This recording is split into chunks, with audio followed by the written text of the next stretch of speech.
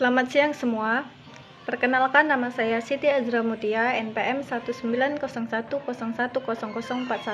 Di sini saya mau menjelaskan tentang pengertian, jenis, tahap, metode, strategi, dan pendekatan dari membaca. Dan di sini saya mau menjelaskan tentang pengertian membaca. Pengertian membaca adalah suatu proses yang dilakukan oleh pembaca yang bertujuan untuk memperoleh suatu informasi dari bahan bacaan serta memahami pola-pola bahasa yang ditulis oleh penulis.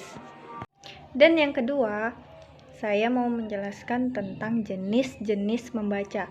Jenis-jenis membaca yang pertama ada membaca nyaring. Membaca nyaring adalah kegiatan membaca yang dilakukan oleh seseorang dengan cara bersuara. Yang kedua, membaca dalam hati. Membaca dalam hati hanya mempergunakan ingatan visual atau visual memory. Dalam hal ini, yang aktif adalah mata pandangan, penglihatan, dan ingatan. Dan juga turut aktif auditory memory atau ingatan pendengaran dan ingatan yang bersangkut paut dengan otak kita. Dan selanjutnya ada tahap membaca. Yang pertama ada tahap kerja kelompok ahli. Siswa dikelompokkan menjadi beberapa kelompok. Kemudian siswa atau perwakilan dari kelompoknya masing-masing yang mempelajari suatu materi yang sama bertemu dengan anggota-anggota dari kelompok lain dalam kelompok ahli. Selanjutnya adalah tahap membaca yang kedua, yaitu tahap kerja kelompok asli. Perwakilan kelompok kembali ke kelompok aslinya untuk menjelaskan kepada teman satu kelompoknya mengenai materi yang telah didiskusikan pada kelompok ahli, sehingga semua anggota kelompoknya dapat memahami materi yang ditugaskan oleh guru. Setelah saya menjelaskan tahap membaca, selanjutnya ada metode membaca. Adapun metode membaca yaitu metode turnamen membaca. Metode turnamen membaca adalah metode yang menekankan usaha siswa memahami wacana dengan jalan bekerja sama dalam kelompok dengan menggunakan berbagai keterampilan sosial. Setelah saya menjelaskan tentang metode membaca, selanjutnya yaitu strategi membaca. Strategi membaca itu ada dua. Yang pertama, strategi kegiatan membaca langsung atau KML atau DRA, Direct Reading Activities.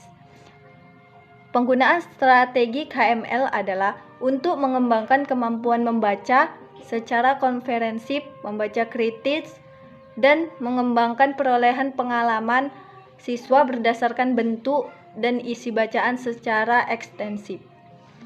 Dan yang kedua yaitu strategi SQ3R, yaitu survey, question, read, recite, dan review. Tujuan penggunaan strategi ini untuk membentuk kebiasaan siswa berkonsentrasi dalam membaca, melatih kemampuan membaca cepat, melatih daya peramalan berkenaan dengan isi bacaan. Setelah saya menjelaskan tentang strategi membaca, yang selanjutnya adalah pendekatan membaca. Adapun pendekatan membaca, yang pertama yaitu pendekatan komunikatif. Pendekatan komunikatif ini bertujuan untuk pengajaran yang mementingkan fungsi bahasa sebagai alat komunikasi. Dan yang kedua adalah pendekatan integratif. Pendekatan integratif adalah pembelajaran yang menyajikan atau dilakukan secara terpadu, yaitu keterampilan menyimak, membaca, berbicara, dan menulis. Yang ketiga adalah pendekatan cara belajar siswa aktif, yaitu kegiatan belajar mengajar yang melibatkan siswa secara penuh dalam proses pembelajaran membaca.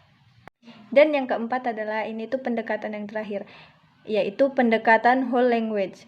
Pendekatan whole language adalah satu pendekatan pengajaran bahasa yang menyajikan pengajaran bahasa secara utuh, tidak terpisah-pisah, di mana bahasa diajarkan secara utuh dan keterampilan bahasa atau menyimak, berbicara, membaca, dan menulis diajarkan secara terpadu.